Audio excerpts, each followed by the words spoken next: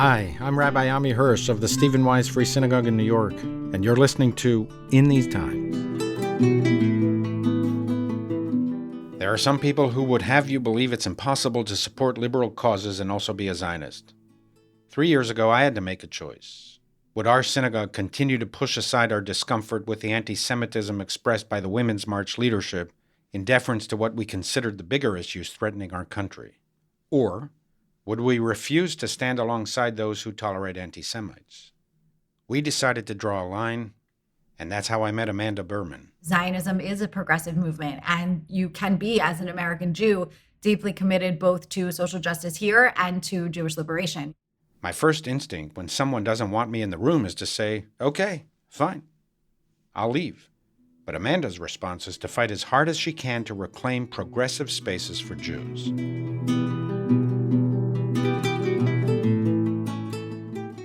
It's so good to have you back here, Amanda. Welcome to In These Times. Thank you. I'm so happy to be here. As you know, I've been an admirer of yours for years. I don't think we have enough Jews in the Jewish community like you. I wanted to ask you at the beginning, before I actually get to your work in Zioness, so you were this brilliant litigator, attorney, and now you're devoting your life to Jewish communal causes. What caused you to do that? You were on a track to be a hotshot attorney. Why leave it all and do what you're doing? I don't know that I was ever a hotshot litigator or on track to be one. I think I thought I would be when I was 5 or 6 years old. I thought that's where I envisioned myself at some point. And I do love the law, and I actually do miss being a lawyer. But actually, it helps me every day when I'm crafting arguments and when I am thinking about how to engage someone that may or may not agree with me to try to convince them what I want them to understand from an argument that I may be making. So still glad that I am a lawyer.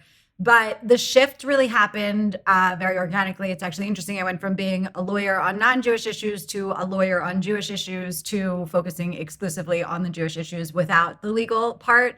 And it happened because I really felt passionately about this work. And I don't know if it's fair to say I was called to it, but I saw a void and I saw that no one was stepping into it. And even more than the fact that no one was stepping into it, there wasn't anyone who really could, who lived both in sort of a Zionist worldview and a progressive worldview, who was in the kind of demographic of people that we as a community wanted to reach. And so it happened, I say by accident, and it really was by accident, but thank God it did. It's amazing. We're the beneficiaries of that. Tell us about Zioness. What is Zioness? Did you found it? What is its purpose? I founded Zioness in 2017 after a couple of years, really, of feeling alienated from progressive spaces, which were, I always joke that I was a Zionist from the day I was born because my grandparents bought Israel bonds for my college education, and I was invested in the state of Israel as an American Jew. And Zionism didn't need to be more complicated for me than that. It just was, in feeling connected to and invested in the Jewish future through the sovereign Jewish state. And as I was growing up, as I was finishing school and law school, feeling like I couldn't participate as my full self in spaces for racial justice, of course, for women's rights and reproductive freedom, for every justice issue that I care about, climate justice, LGBTQ equality. I mean, so many of the things, the movements that matter for people that I care about and for the world that I care about, that being a Zionist made me alienated from spaces like that, and that I had to sort of hide my Jewish identity in a lot of spaces.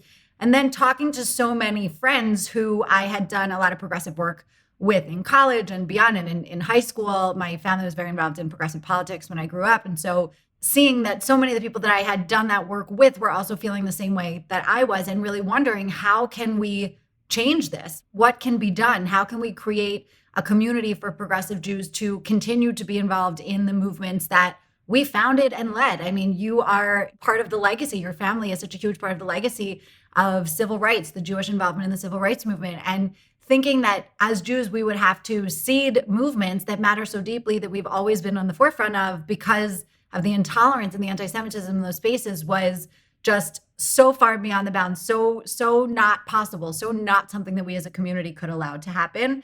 Zioness launched really as a response to that, to a series of incidents where Jews were quite literally kicked out, told that Jewish stars are Zionist symbols of racism and oppression, and that people were triggered by seeing Jewish stars on pride flags, for example, because it made people feel unsafe.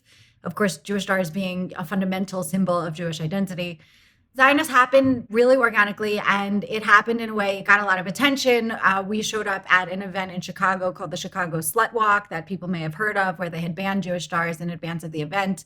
A friend of mine who does PR said, you need a name and you need a logo and you need t-shirts and posters and a press release and a Facebook page. And we did it in about a week. Really, it was so successful showing up there, and not in a way that was intended to be, of course, it was provocative, but it wasn't intended to be argumentative. We weren't going to protest the slut walk. We were going to say, as young people, as progressives, as people who care about fighting patriarchy and victim blaming and slut shaming, and want to make sure that women and all people in America can show up in the world and be safe and protect our bodily integrity and autonomy. And we're Jews and we're Zionists, and you're not going to kick us out of these spaces, and we're not going to leave. And either we can all fight for these issues together, or we're going to have a conversation about anti-Semitism, which of course is going to divide our movements and really harm our prospects at progress. So that's how it really started. And then it got a lot of press in the Jewish world, and people started reaching out all over the country saying, I want a Zionist chapter in my community. I want to be trained. I want to show up. I want to be active on progressive issues, and I want to be a Zionist, and I want to know how to respond to the things I'm going to have to face there. And that was it. Zioness was born. And that was in 2017, you said? It was in 2017, yeah. And I was at a different organization for another year and a half and started doing Zioness full-time in January 2019. So it's been 5 years since the idea was launched and 3 years since you've been at the helm. And how are you doing? Oh, every day is an adventure here. We just hired several new staff people this summer. They're incredible. And we see the inroads we're making. We hear constantly from people who say, I found home. I was feeling politically homeless. I didn't know where I fit in. I'm progressive. I'm Zionist. I see an intrinsic relationship between those two pieces of my identities. They're inseparable. They make up me. They make up who I am. And there hasn't been a space. So because I came from the Jewish world, when I was launching Zioness, I could see how there were these amazing Jewish social justice organizations doing incredible work for domestic progressive causes, and these incredible organizations committed to Zionism and pro-Israel work and, in that part of Jewish identity. But the social justice organizations wouldn't talk about Zionism, and the pro-Israel organizations wouldn't talk about social justice. And of course, since the vast majority of American Jews identify left of center, involved in progressive activism, ideologically committed to social justice and Jewish universalism, which I know you talk a lot about, particularism and universalism, and I love that conversation. Given that we have this dichotomy in our institutional landscape and not this place that brings all of it together, that says progressive values are Zionist values. Zionism is a progressive movement, and you can be, as an American Jew, deeply committed both to social justice here and to Jewish liberation. You can fight for liberation for every community, including the Jewish community, which is Zionism. I often measure whether I'm on the right track or not by asking our staff here, what does Amanda feel? What does Amanda feel on this issue? Because I know you're deeply rooted in the liberal tradition, and you are yourself on every way you want to measure it, a liberal. And at the same time, I don't know if you confront this, but I get this from time to time. The juiciest, choicest insult that people who disagree with me and with us can think about and devise and throw at us is something like, oh, well, you're conservative, or oh, she must be a Republican, right? And that's the best they can do. As you pointed out, a little bit about the background of my family. My father founded the Religious Action Center, and Martin Luther King used to be a regular guest in the D.C. office. In fact, much of the civil rights legislation of the 1960s was drafted in the reform movement's headquarters in Washington, D.C. So we are deeply rooted and grounded in liberalism. And I ask our staff here, if Amanda agrees with me, then I'm good. Then I think I'm on the right track. And where I especially became a follower of yours was around all of the events of the women's marches after the 2016 election. You really gained prominence nationally by fighting the good fight on behalf of the Jewish community. So help us understand and remind us what was going on at that time. I didn't go to the original Women's March, and it was before Zioness existed. The Women's March in 2017, I knew that there were people who were calling themselves the leaders who were doing a lot of the national organizing for the Women's March, and they were overtly anti-Semitic. I mean, they weren't shy or quiet about it. There were articles that came out later that basically connected the dots between these four leaders and basically painted a picture that said that anti-Semitism was really one of the kind of foundational connecting pieces among them in the organizing and the creation of the National Women's March. And so I didn't go, and I watched it on TV crying. I mean, it was a moment that I think will go down in history, that the power of women, the refusal of women to sit down and be silent in the face of what many of us were really afraid would be a massive curtailing of our rights, our bodily integrity. And of course, we see how right we were now in the last few months. So watching that, and it wasn't just in DC and it wasn't just in America, it was all over the world, women coming out, women and our allies coming out and saying, we are going to fight for our rights. We are going to fight for our bodies, and we're not going to sit back and we're not going to be quiet. So the feeling that I couldn't participate in that as a proud Jew, as a Zionist, being told you can't be a Zionist and a feminist, and Zionists aren't welcome here. It ended up in DC. Angela Davis, who is a prominent activist for racial justice and also known to be overtly anti-Semitic quite often, was on the stage at the Women's March saying horrible things about Israel and in front of millions of women who were there to talk about women's rights. So what a horrible feeling. And knowing that there were so many people who felt the same way that I did. And then over the course of the next few months, I started to realize that actually, if we are staying home from the spaces, if we are ceding progressive movements to bigotry, then actually the bigots win. The best thing we can do is show up and be our full selves and be Zionist and push back and say, how dare you tell us that we can't show up and fight for our rights and our bodies in this country where we live and work and vote. When we think about it, what if your father had not been allowed to participate in civil rights activism? The civil rights fight would have been completely different and very likely much less effective. So our involvement as leaders, as progressives, as people who are committed to justice for all communities is pivotal, and we don't have the luxury of staying home, and we also should refuse to leave any piece of our identities at the door. The more I became committed to that idea and to organizing Zionist activists around the country to be showing up in all of these different women's marches, I realized actually that the leadership of the women's marches in different cities were distinct almost completely from the Washington, D.C. leadership, and that there were leaders on the state level that were very committed to including the Jewish community and very committed to fighting anti-Semitism within the movements. And they didn't know what to do, and they didn't know who to reach out to, and they didn't know how to actually stand with the Jewish community. We did a lot of work in not only exposing the problem at the national level, but also building relationships with the leaders on the state levels. And so we ended up doing these teach-ins the week before one of the women's marches. I think it was the third one. It was my first week doing Zioness full time.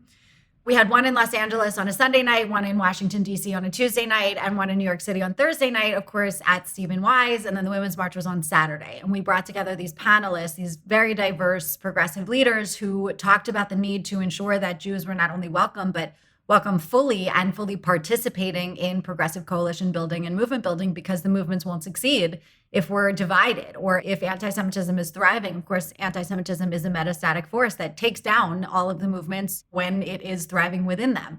The panels were incredible, and it brought out the Jewish community to hear from people who were true allies to our community and who really wanted to make sure that Jews were not only feeling welcome, but were actively showing up and participating. And it was a breakaway march, really. It wasn't the main Washington, D.C. march. It was something that was mounted in parallel to that as a gesture and as a statement that we believe in the cause, but we don't believe in the leadership or the tone that they're setting. It's so funny. So this comes up a lot. It came up, for example, in a conversation with a Jewish leader that I really respect and admire, who didn't like that there was a breakaway because she wanted it to be a unified show of the power of women. And years later, I was talking to her and she said, I didn't appreciate that Zioness was such a leading force in creating a second women's march. And I said, I don't think we did that. I didn't intend ever to do that. We were so busy doing what we were doing. I was not following the inner politics in that moment of what was going on with women's march leadership. But I thought we were participating with the original. Catherine Simianko was in touch with Rabbi Hirsch. And so when I was in touch with Rabbi Hirsch about hosting our event at Stephen Wise, we all got connected and decided to do the event together. And it was amazing how it happened that way. Catherine had been the founder of the Women's March New York from the original Women's March. This was year 3, but she had been leading Women's March from the beginning in New York City. So then it turned out that the 4 founders in DC, who they ended up doing what I see as a breakaway march downtown, which is not where the Women's March had ever been. So they were the ones doing a breakaway, not us. It wasn't. We were doing the same thing. Maybe it wasn't. That's how I saw it at the time, and it's still how I see it unless someone tells me otherwise. Maybe you're right. I can tell you from our perspective, we were the only synagogue that I knew about in the Reform movement that simply refused to participate in this march for the third year because we had to draw a red line, and the anti-Semitism was just intolerable, even if we agreed with the overarching goals about our vision for America. If Jews weren't welcome, and if part of the agenda was hijacked to launch a vicious attack on the idea of Israel, let alone Israeli policies, then we simply couldn't do it. And I contacted our national leadership in the reform movement, and I asked them, what is our position here? We should be advising our congregations not to support the women's march that was led by these four individuals and to support alternative women's marches along the lines of what we were doing in New York. And so I asked them, what is our position? Their answer was, we have no position. Our position is let every synagogue do what it feels is best, which I consider to be a failure of leadership, frankly. There are moments when we need to draw a red line, even with respect to potential allies or past allies who have gone beyond what we consider to be minimally acceptable in terms of acceptance of Jews. So that's when I said, well, whatever Zioness is doing, that's what we should do, and we should work with them together, because I even received some criticism not only about pulling away, and we were the only ones who did that to the best of my knowledge, but that it wasn't even my decision to make because I wasn't a woman. So I tell you now, and I told you then, you were very helpful because that was the right way to approach it. It wasn't to reject everything that had been built up in 3 years. It was to enforce it under another, better leadership. Yeah, I think in general, I mean, these are lessons that I've learned, along the way. When there is a space that is so full of passionate activists who care about the right things, and what the things that everybody showed up to fight for were issues that are affecting every American woman and women all over the world, because America's failure in leadership in protecting women and ensuring healthcare access, affordable childcare, obviously reproductive freedom and access. I mean, we are an embarrassment, frankly, at this point for the rest of the world. And that is a horrible thing as an American woman to know and to feel like we are so powerless to control our own destiny. So knowing that there are so many people in that space who are genuinely there for the right reasons and saying, okay, we're not going to participate, is actually harmful for us. And what's interesting is the comments that I get most frequently from people who show up in spaces like this with Zioness, and they're carrying a Zioness poster and it says, Zioness is for reproductive freedom or whatever it says. A lot of them are more creative than that, and they're cute and funny. We ended up putting a QR code on our posters, on every poster that we print. People always say, I'm scared, I'm nervous to go into the space with a Zioness poster. I really want to. I know why it's important. I'm making people see, oh, hey, there's a Zionist here who shares my values. Maybe Zionists are not what you think they are. They're actually literally afraid that someone is going to come up and either yell at them or even hit them. And the overwhelming feedback that I receive is that people have a Zionist poster and they go to a march or a rally and people are fascinated by it. And people come up to them and say, what is that? How do I learn more about it? And so really we put the QR code on so someone can immediately just put their phone up to it and go to the website and learn what Zioness is, because the reaction to it is so positive. For me as a Jew, Zionism is the core of my Jewish identity. It's how I feel connected to our history as a people, our future as a people, our peoplehood broadly. So showing up as a Zionist is a way for me to be my full authentic self, change the perception and association of the word Zionism, and bring in more people, because so many people are so interested in learning about Zioness when we get there. And when we stay home, we're not only harming our community, we're letting the bigots win, and we're missing out on the opportunity to find all those people, Rabbi Hirsch, that are looking for us, because they're there. They're at the Women's March. They're at Black Lives Matter rallies. They care about social justice and they're showing up. And we can go there and say, see, it's okay to be a Zionist here. It's like getting people to come out of the closet slowly because they see you're there and that you could do it so they could do it too. So is that why you fight so hard to reclaim these progressive stances? I totally agree with you.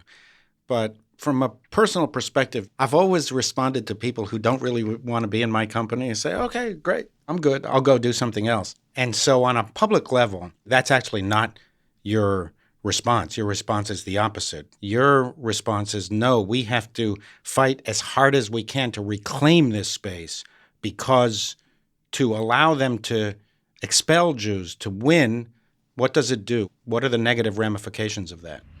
Well, first of all, of course, it's anti-Semitic, but second of all, it destroys the movements. I get uncomfortable even having to say that because fighting anti-Semitism because it's bad for Jews should be enough, because it's dangerous and because of the consequences that we know come from rabid anti-Semitism. It should be enough just to fight anti-Semitism because it's bad for Jews. But not everybody cares about Jews, and people in progressive spaces do care about the success of the progressive movements. So people who are part of racial justice spaces, people who are part of women's rights spaces and LGBTQ equality spaces, they want to make sure that the rights of those communities are protected. And when you have as many examples as we do of anti-Semitism destroying those movements, infecting them, metastasizing, and destroying them, I mean, you look at the British Labour Party, the Canadian Green Party, look at the Women's March, look at what happens when people talk about the Women's March. If you Google Women's March right now, you will see more articles about anti-Semitism than about reproductive freedom. You will not see that the Women's March had any impact in its goals, and there are a lot of reasons for that. I'm not saying anti-Semitism is the only one, but when something so problematic, something so deeply bigoted, something that really is actually the animating core of white supremacy is infecting a progressive movement, it's going to destroy the movement and it's going to embolden white supremacy. White supremacists see the left fighting over anti-Semitism and they're like, the left is never going to be able to organize against us. And it gives the white supremacists power. We have to come together and we have to expel every form of bigotry in our spaces. There's homophobia, there's transphobia, there is racism in our spaces, there is xenophobia in progressive movements. And yes, there's anti-Semitism. Our movements will not succeed until we fight them all. You know, I want to reiterate what you said because I think it is an absolutely key point. As much damage as anti-Semitism causes to the Jewish people, which is reason enough to fight every manifestation of anti-Semitism, it's actually an obligation on our part. But it's not only that. It's in practically every instance, it has destroyed the cause, the organization, the country that was infected by anti-Semitism and decimated it, in some ways either never to recover or not to recover for decades and decades. So I think that's a really key point that you mentioned, Amanda, and it does explain the need to mobilize as a community to fight every expression of anti-Semitism, even in the progressive spaces. So let me ask you then, why do you think this is developing in the progressive spaces? You mentioned Martin Luther King. You know, in that generation, liberals were essentially, they loved Israel. They were pro-Israel. Martin Luther King himself spoke often about Zionism. So what changed? And why is it different now?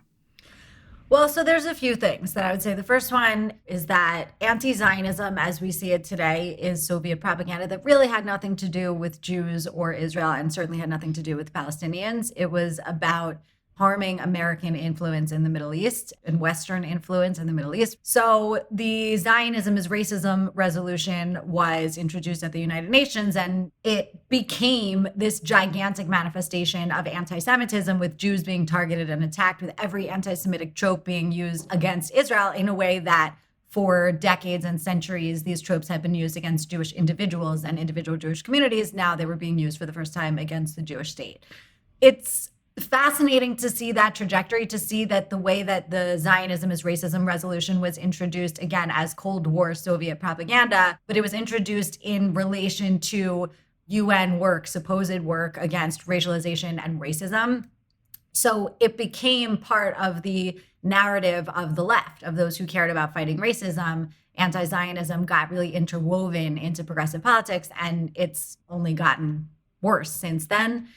I'll quote my dear friend and mentor, Einat Wilf, who says that Zionism was the unlucky progressive movement that succeeded. And when, you think about a lot of the way that the progressive worldview manifests, it's in discussions of power and powerlessness. Jews having had absolutely no systemic power for thousands of years before 1948, and now coming into fighting for building, creating systemic power and actually being able to defend ourselves for the first time. The power dynamic has shifted. The understanding of who has power and who is powerless has shifted. 73 years of Jewish systemic power, and it's as if we're the most powerful people in the world. But of course, that is a classical anti-Semitic trope, that Jews have all the power. So if you watch how the tropes show up in the way in the manifestations of anti-Zionism, it makes a lot of sense. But if vis-a-vis the progressive worldview, it relates to power. And certainly Israel has much more power than Jewish people ever did before. But the reason I wouldn't say that it is a reversal, at least when we talk about the left having always been, or at least in the 60s and 70s, having been really supportive of Israel, I do still think the left is overwhelmingly supportive of Israel. I think we have a problem in a part of the left that is becoming more mainstream, and we have to build that firewall, and we have to do it quickly, and we have to be really strong in how we do it. Anti-Semitism appears over and over again everywhere. It shows up everywhere, on the left, on the right, in every society and under every economic system. Anti-Semitism shows up maybe a little bit differently, but always tied to those same classical anti-Semitic tropes. You were recently in a crowd that Amnesty International addressed. They came out with their recent report and essentially expressed no opinion on Israel's right to exist, and then cast doubt on whether Israel has a right to exist. And you were actually in the crowd when the North American head of Amnesty said that. But what was the reaction of the crowd? What was the crowd comprised of, and did they take well to that message? It was a fascinating moment. It was the Women's National Democratic Club in Washington, D.C., and the crowd was more anti-Zionist than Zionist. I think it was a very activist crowd of people who went there to support Paul O'Brien, who is the U.S. head of Amnesty International. And it was outrageous. It's hard to even express. I'm smiling thinking about it because of how shocking the whole thing was.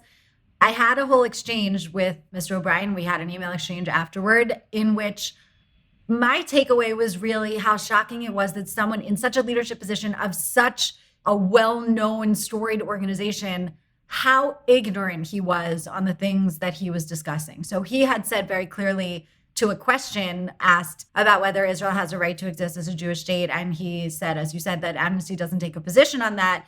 And then I asked him afterward whether Amnesty takes a position on Ukraine's right to exist as Ukraine. And this was in April, this conversation. So it was several weeks after Russia's invasion of Ukraine. And he said, of course, Ukraine has a right to exist as Ukraine.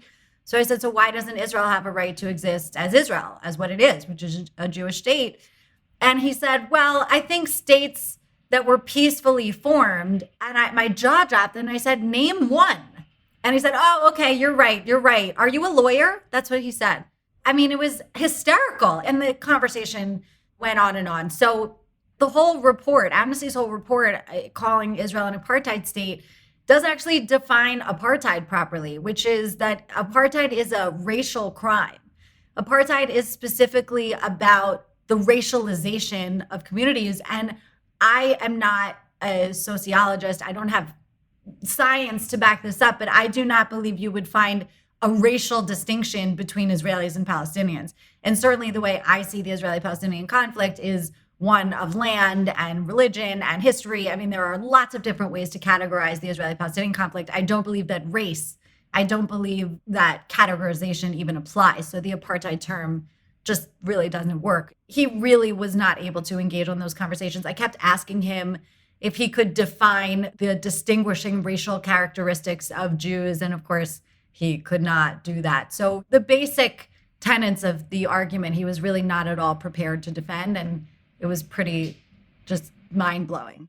There were, as I said, also people who absolutely do agree with the apartheid report who went there specifically to support Paul O'Brien and to make sure that he had people cheering for him as he was saying these things. There were Jews in the room who really wanted to make sure that they were stamping, that as a Jew approval on the report. And there were also comments from Mr. O'Brien where he actually said that the focus of Amnesty right now, and this is where it became just overt, explicit anti-Semitism, at least the way that I saw it, was that he said that Amnesty had a really big focus right now in shopping this report to young progressive Jews. That the goal was really to get Jews to sign on because basically they would be able to Jew wash the report and try to get it out into progressive constituencies via Jews within those constituencies. So that to me was one of these moments of like, wow, you are using the Jewish community against itself. You are trying to manipulate young Jews to think that they are on the side of righteousness and justice when everything about this report, not everything, actually, there's a lot in the report, having read it, there's a lot in the report that is real. Israel, of course, does a lot of things that I don't like to see. But calling it apartheid and then using Jews to push the apartheid report forward, of course, explicitly anti-Semitic. He did not understand that. So that leads me to my last question for you. What's your message to younger American Jews? Zionism is progressive. Zionism is the epitome of progressive movement building. It is a long persecuted community exiled from our home that has experienced and overcome every kind of oppression and persecution that has existed. Dhimmitude, slavery, pogroms, obviously genocide. What the Jewish community has been through, the fact that we still exist is such a miracle that Jews could escape the gas chambers. I mean, be able to build a modern state in our ancestral home. It is so miraculous to see what our people have done in the last 100 years. You know, I often think about something that a mentor of mine shared, which is that Israel has existed twice in the past as a sort of independent Jewish polity for longer than 73 years. It's easy to look at it today and say, well, it exists, it's a state, it's going to be fine, no one's going to erase a state from the map, but actually it has existed twice in the past before ceasing to exist. We really can't take it for granted. But even more than that, that being a Zionist is totally compatible and for me, totally intrinsic with being a progressive, that I believe in queer liberation, women's liberation, Black liberation, Jewish liberation. I believe in and fight for all of these values because I want the world to be better, because it affects me when racism is so out of control and when my LGBTQ friends can't marry each other or have children. And again, I know there are problems like this in Israel too, but I am an American and I am fighting for my values in America because this is where I have a vote and this is really where I have a voice. And so making sure that I'm bringing my identity and making sure that I'm wearing my Zionism. I mean, literally, I basically have it tattooed to my forehead at this point. I'm bringing the elephant with me into the room. I am being the elephant in the room so that people can approach me and say, oh, you're a Zionist? I thought Zionism was this, this, this, and this. And I get to actually show them literally by being there and sharing their values what it really is. It takes courage. It takes some, fortitude sometimes. You certainly have to be prepared and know how to engage a difficult conversation. But when you're doing that, you can really represent all your values. You can be a Jew who is living the Tikkun Olam values that we're all born and bred with in America. And you could be a Zionist because you believe in Jewish particularism, because you believe in the Jewish future, because that is part of who you are also. And that is really the best way to guarantee our Jewish future. Well, this has been a fascinating, exhilarating, and exciting conversation. I want to thank you for taking the time. I also want to thank you for being such a bold and articulate leader of the American Jewish community. We're lucky that we have people like you leading us. Thank you, Rabbi. I feel the very same about you. It's a privilege to be on your podcast. I look to Amanda Berman and Zioness to center me and to double check whether it is only me. Have I lost my liberal bearings? Or has part of the liberal world gone off the deep end? And if Amanda and Zioness agree with my analyses, it comforts me. Then I know I'm still okay. Because we often find ourselves, Amanda and I, in the same predicament. We are strong, committed, ideological liberals who now contend with people who have co-opted the good name and foundational principles of liberalism and besmirch them. Liberals believe in coexistence and reform. We believe in social progress, tikkun olam, repairing the world, not shattering and breaking it. We believe in tolerance.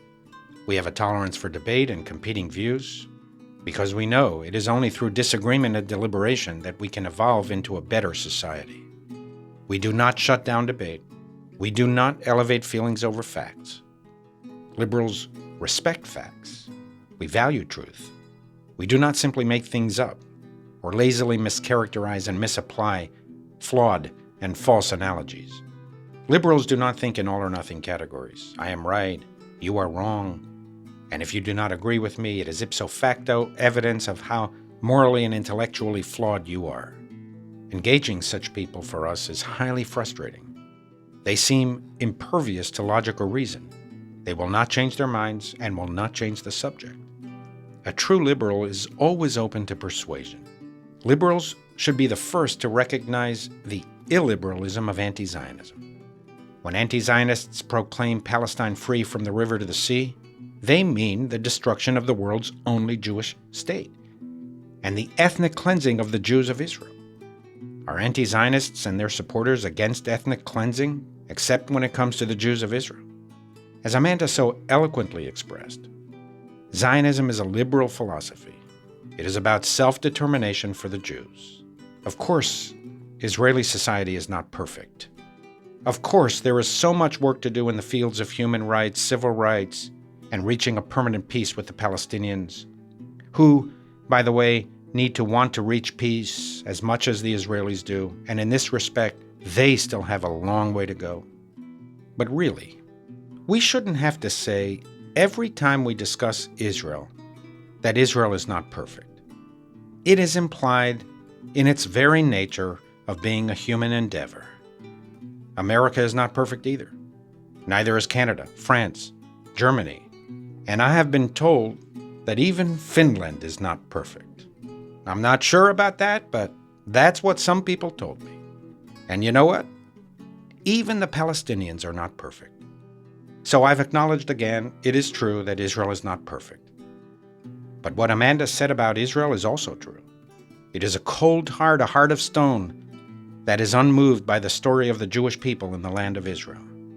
We Jews are notoriously hard on ourselves. We are relentlessly self-critical.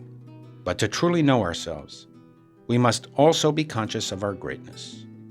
The return of the Jews to Zion is a miracle of biblical proportion, the likes of which have not been witnessed in the whole history of civilization.